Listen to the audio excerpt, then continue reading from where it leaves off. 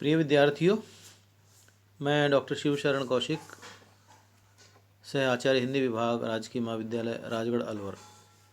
आज हम BA part प्रथम वर्ष के हिंदी साहित्य के इतिहास का जो प्रथम प्रश्न पत्र है उसमें विद्यापति को पढ़ेंगे। उसमें उसके कुछ व्याख्या के पद हैं और पदों की व्याख्या करने से पहले हमें ये जानना जरूरी है कि विद्यापति हिंदी साहित्य के आदिकाल के आरंभिक कवियों में से एक है।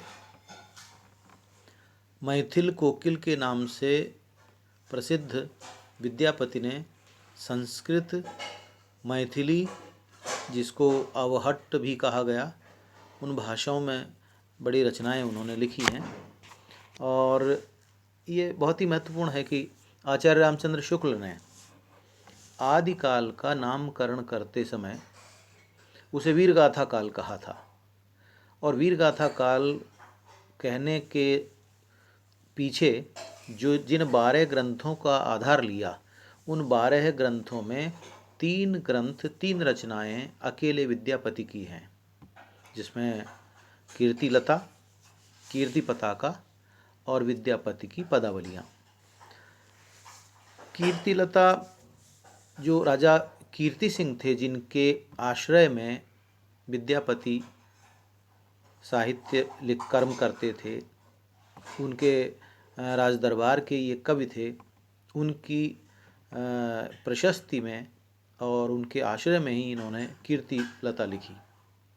इसी प्रकार से जो शिव सिंह हैं, उनकी प्रशस्ति में इन्होंने कीर्ति पताका लिखी। लेकिन महत्वपूर्ण ये है कि विद्यापति की जो पदावलियाँ हैं, उन पदावलियों के कारण ही इनको सबसे ज़्यादा प्रसिद्धि मिली।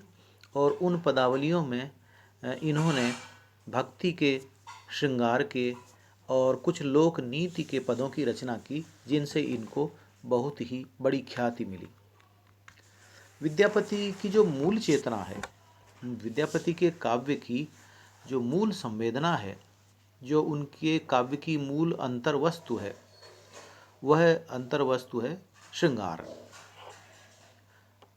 कहा भी जाता है कि विद्यापति मूलतः सौंदर्य, श्रृंगार और यौवन के कवि हैं। लेकिन इसी श्रृंगार चित्रण में उन्होंने बहुत सारे प्रकृति से संबंधित, लोक जीवन से संबंधित और थोड़ा थोड़ा कुछ अलौकिक जो विषय हैं, उनका भी सृजन किया है। और मूलतः यह माना जाता है कि जयदेव जो संस्कृत के बड़े प्रसिद्ध कवि हैं और उनकी गीत गोविंद रचना है, उससे ये बहुत ही प्रभावित हैं, जिससे इनकी रचनाओं में भाव माधुर्य, एक तरह से कल्पनाशीलता, जिसको हम कल्पना वैभव के नाम से काव्य की विशेषता के रूप में जानते हैं, वो सब विशेषताएं इनमें आ गई हैं। तो इनका जो पहला पद है वो आपकी स्क्रीन पर है। वंशी माधुरी मुख्य शीर्षक है और उस शीर्षक से जो पहला पद है वो, उसमें यद्यपि यहाँ मंगलाचरण नहीं लिखा गया है, लेकिन उसका जो मूल प्रतिपाद्य है वो मंगलाचरण है। आगे इसकी व्याख्या करते हैं। एक बार मैं आपके सामने पद को पढ़कर सुनाता हूँ। नंदक नंदन कदम्बक तरुतर, धीरे धीरे मुरली बजाव। ये मैथिली भाषा है जो अवहट्ट के नाम से भी जानी जाती रही है। समय संकेत निकेतन बैसल, बेरी बेरी बोली पठाव। सामरी तोरा लागी अनुखन बिकल मुरारी। जमुनाक तिर उपवन उद्बेगल, फिर फिर ततहि निहारी। गोरस बेचय अवैत जाइत, जनि जनि पुछ बनमारी। तोहें मतिमान सुमति मधुसूदन, बचन सुनहु किछु मोरा। भनई विद्यापति सुन बर जोवती, बंदह नंद किशोरा। मूलतः बहुत सारे व्याख्या खंडों में इसको मंगलाचरण कहा भी गया है, लेकिन ये मंगलाचरण एक प्रकार से वस्तु निर्देशात्मक है। बहुत सारे विद्वानों ने, व्याख्याकारों ने इसको मंगलाचरण की श्रेणी में नहीं भी माना, लेकिन जब हम काव्य के लक्षणों की विशेषताओं को पढ़ते हैं तो उसमें अपने आराध्य को यानी आराधक के द्वारा किसी भी प्रकार से उसकी स्तुति गान किया जाता है तो वह मंगलाचरण ही माना जाता है। इस पद के आपके स्क्रीन पर जो पद लिखा हुआ है इसके शब्दों को आप गौर से देखिए। नंदक नंदन यानी नंद के पुत्र, कदम्बक कदम्बक तरु तरु, नंद के पुत्र कौन? श्री कृष्ण। कदम्बक तरु यानी कदम्ब के वृक्ष के नीचे। धीरे धीरे मुरली बजाओ। समय संकेत निकेतन यानी समय का जो संकेत है, निकेतन यानी मिलन के लिए निश्चित किया हुआ गुप्त स्थान। समय संकेत निकेतन, निकेत मानी घर होता है, स्थान होता है। बैसल बेरी बेरी बोली पठाव यानी श्री कृष्ण निर्धारित समय पर और निश्चित गुप्त स्थान में बैठकर बैसल बेरी बेरी बोली पठाव और सामरी, यह बहुत ही महत्वपूर्ण शब्द है। सामरी यानी श्यामा, राधा के लिए ये जो विद्यापति हैं इन्होंने बहुत ही सुंदर शब्द प्रयोग किया है, सामरी यानी श्यामा। अर्थात श्यामा नायिका के जो लक्षण हैं वो सारे लक्षण राधा में यहाँ आरोपित किए गए हैं। सामरी तोरा लागी यानी तुम्हारे अनुराग में, अनुखन अनुखन प्रतिक्षण हर पल, बिकल मुरारी, मुरारी यानी श्री कृष्ण एक एक पल हर पल प्रतिपल तुम्हारे अनुरक्ति में, तुम्हारे अनुराग में व्याकुल हैं। जमुनाक तिर उपवन उद्बेगल, फिर फिर ततहि निहारी,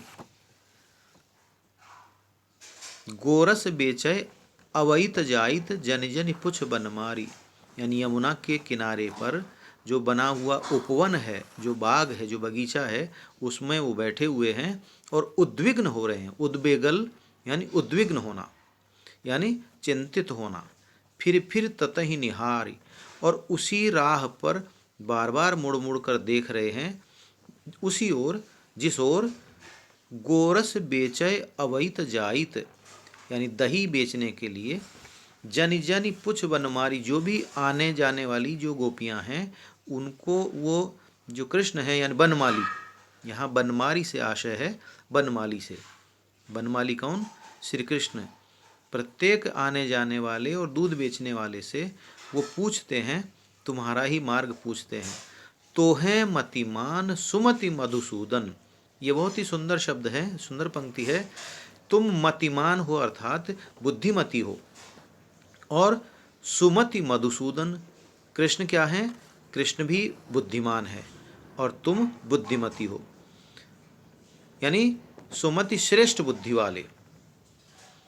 बचन सुनो किछु मोरा, इसलिए हे सखी तुम कुछ मेरी बात सुनो।